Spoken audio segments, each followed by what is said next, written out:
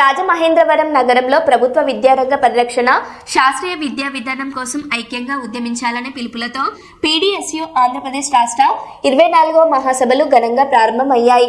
Doctor BR Ambedkar భవన్లో జరిగిన మహాసభలలో ముందుగా పీడీఎస్యు జెండాను రాష్ట్ర అధ్యక్షులు ఎస్ఎండి రఫీ ఎగురవేశారు. ఈ మహాసభలను ప్రారంభిస్తూ ఏకేఎన్యు పూర్వ తెలుగు విభాగ అధ్యక్షులు ప్రొఫెసర్ టి సత్యనారాయణ మాట్లాడుతూ దేశవ్యాప్తంగా 950కి పైగా యూనివర్సిటీల్లో వేలాది బోధనేతర పదవులు ఖాళీగా ఉండడంతో ఉన్నత విద్యా వ్యవస్థ తీవ్ర సంక్షోభంలో ఉందని ఆవేదన వ్యక్తం చేశారు.